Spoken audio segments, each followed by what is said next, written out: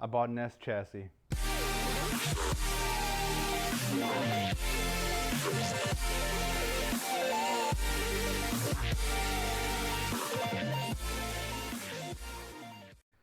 This is a 1989 240SX that has been LS swapped. There is some few things that need to be done in order for this to be drivable. The engine does run.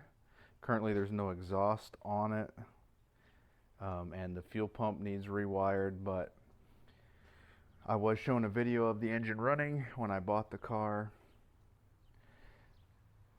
It does have the Sylvia front end, like OE Sylvia. These are OE fenders and OE Sylvia bumper and headlights, not reproductions or aftermarket versions. The fenders are cut pretty significantly because it does have the Rocket Bunny V2 wide body kit, minus the bumpers. It's just got the side skirts and the fender covers.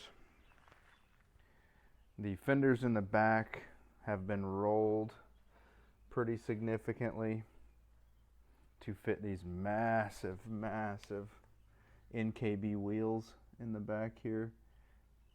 I think they're about an 11-inch wide wheel, and it's got some 225 40s on it. These NKBs in the front are not nearly as wide, but they also have stretch tires with a 215, I believe, on it. It's pretty stretched. It is a little bit ugly in some ways. The windshield, as you can see here, needs replaced. It's cracked pretty bad. The body is fairly straight. It needs paint work for sure, but it's not all bashed in or anything. Here are the Rocket Bunny side skirts. Yeah, it's in fairly good shape. Underneath is great. I looked underneath it. I don't have a lift or anything, so I can't really show you guys that right now. Maybe we'll cut to some B-roll if I can get some of that at some point, but the underneath is clean, no rust, and it is packed full of a bunch of spare stuff. It's got a stock style Sabon carbon fiber hood that doesn't close with that Phytech intake on. So I don't know if we're going to be able to run this or not with the LS in it. I was told that if we get the factory like car intake for the LS, the hood will close just fine, but with that Phytech intake it will not close. So we'll see what we got to do with that.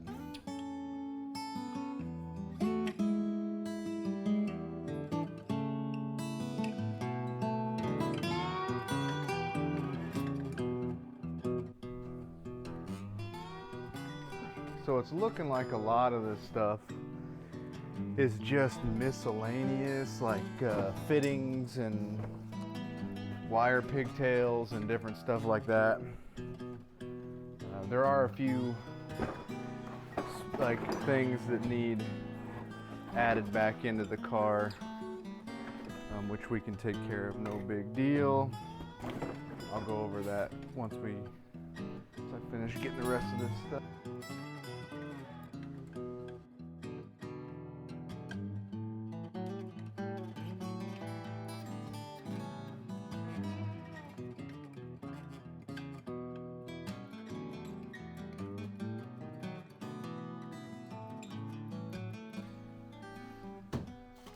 This is the yoke for the transmission that is currently in the car. It does have a Nissan transmission.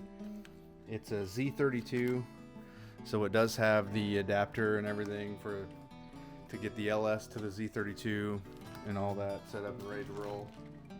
This, I believe, was a factory stock drive shaft for the 240 for whatever engine was in it originally.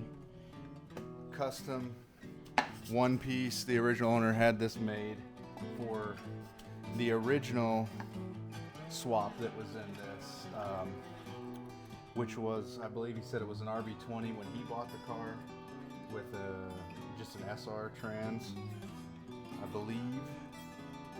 And this was made for that. The yoke is different, but the differential side obviously will be the same. And this is too long, he told me. It will not fit with the Z32 trans. So if we can find a company that will cut it, short it, and put that other yoke on, we'll be in business. Stock open diff that was in it, they welded it, but he did give me, I don't know how heavy this is gonna be, heavier than I want to lift this. Here, let me move the camera. This is a VLSD. I don't know if it's out of a 240 or what it came out of, but yeah, we do have an LSD to put in at some point. Alright, so this is mostly emptied out now back here. The previous owner did tell me he had it set up to where the battery would be in the rear here. Got this cable here, not exactly sure where that ties in. Obviously this is, well, I would hope this is set up to be the positive. It goes down under there, and I can't really see where it goes so much. This one is mounted to the strut tower, so I would have, that's got to be the ground. He did tell me he was in the process of fixing the fuel pump so that it would come on when you turn the key. He said the guy that he bought this car from, when it was RB20 swapped, had the fuel pump just straight to a toggle switch.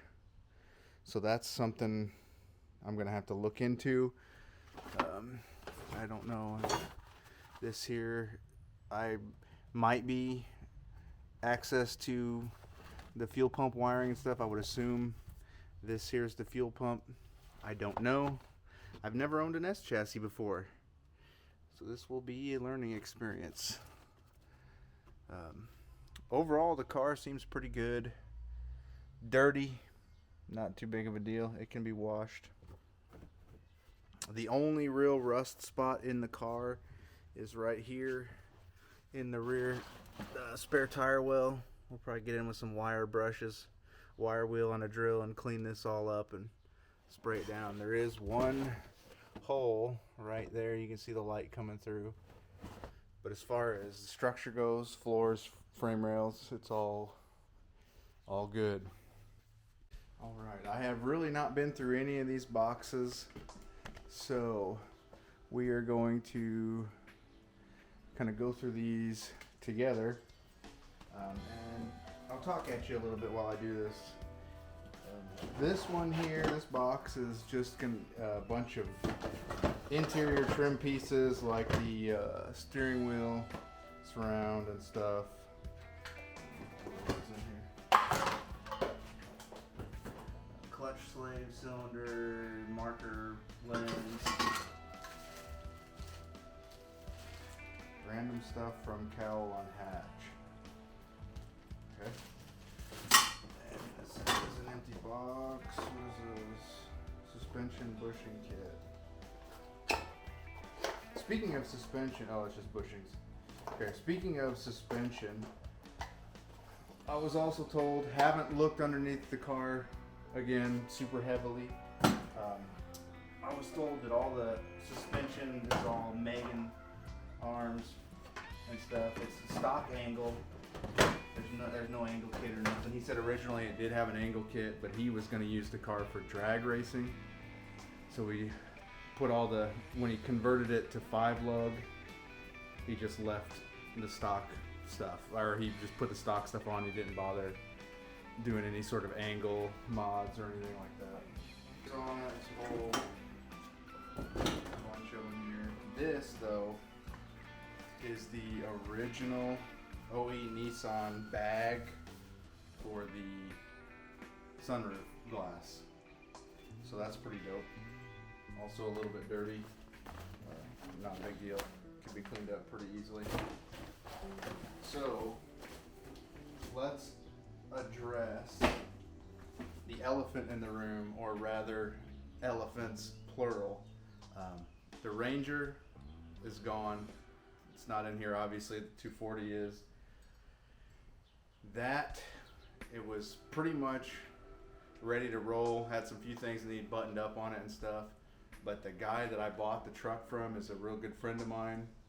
And he had expressed before, like after I bought it from him, that he was like really kind of missing the truck and, you know, would have liked to have it back.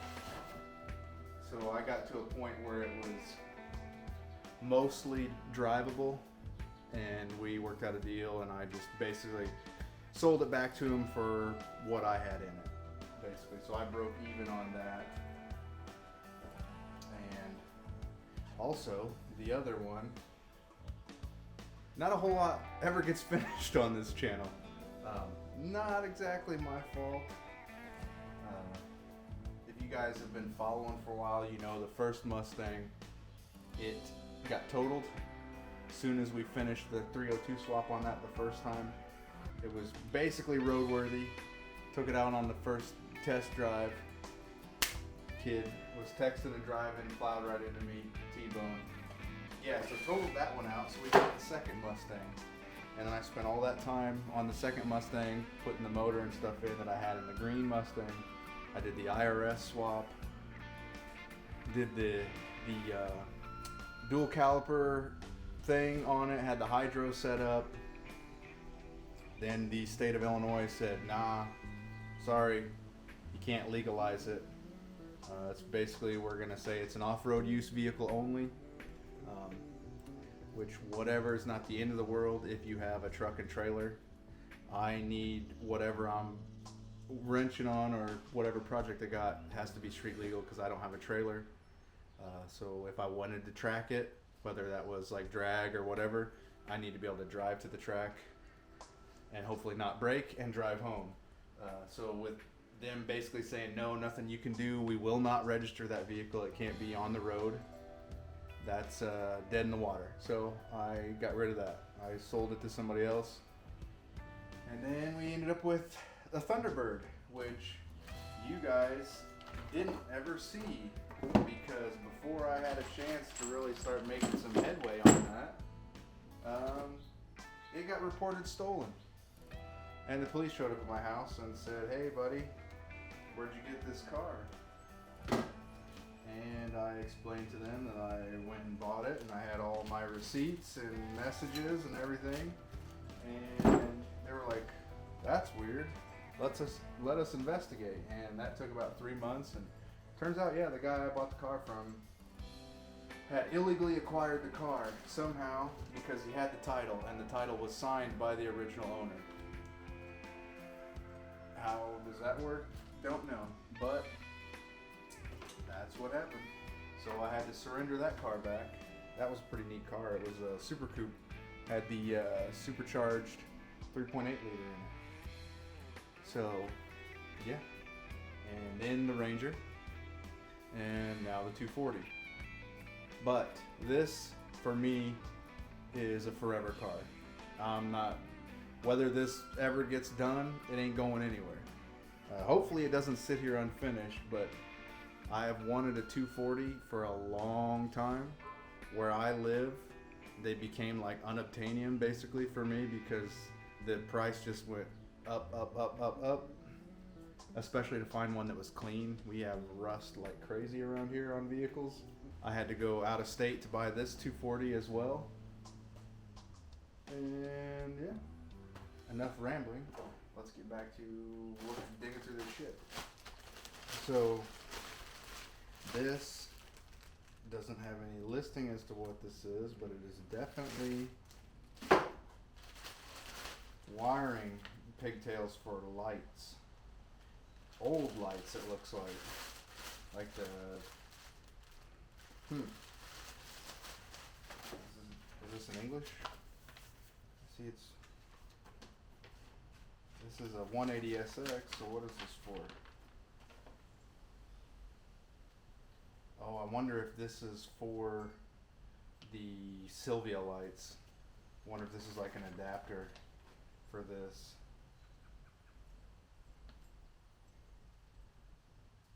Oh no, this is for LED taillights. It's an adapter for LEDs apparently, but some Spec D tuning. But I think these are stock taillights. Well, I gotta.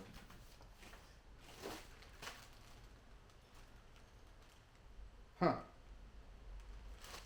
I do have some long-term plans for this car.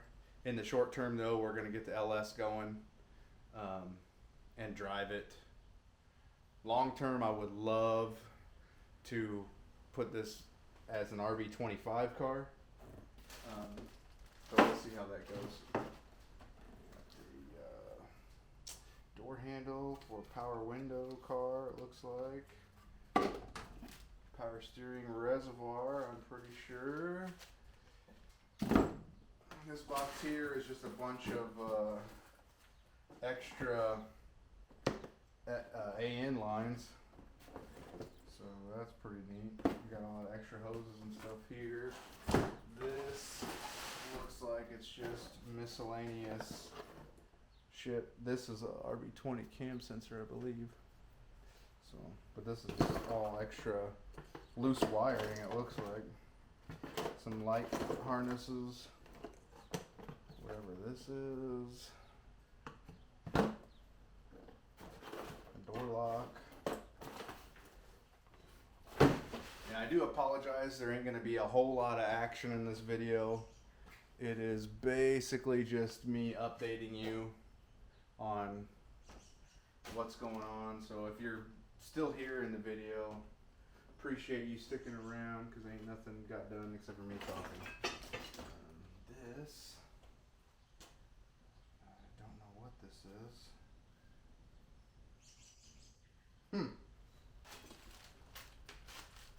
At least he labeled this. This is all tiny screws. I wonder if this is stuff for the dash, because the dash is in the car, but it's not bolted down. Bracketry. This is probably a trans mount if I had to guess. Never heard of this brand before.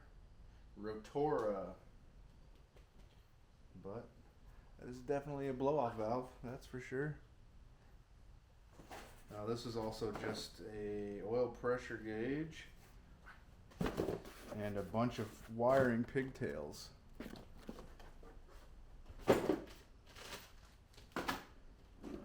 have ballasts for the Sylvia headlights. He said they were HIDs and that these are the ballasts for them.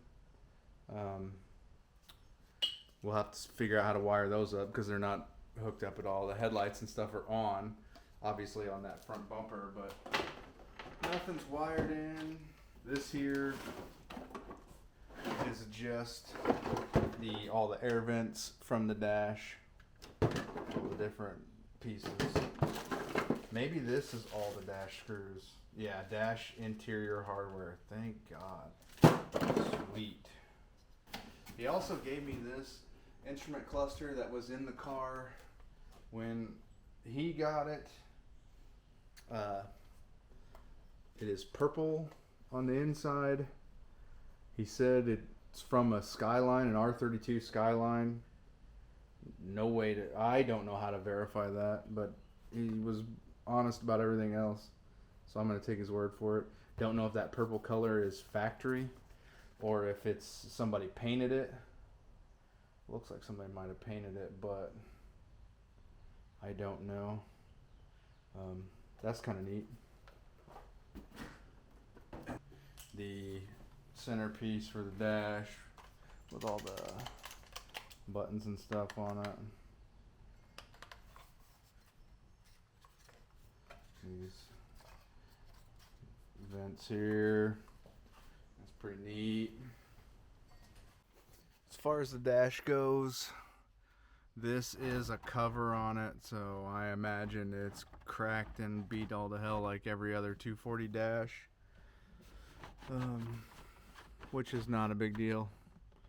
I was probably, whether it was cracked or not, I was gonna get one of those dash mats anyway to cover it up.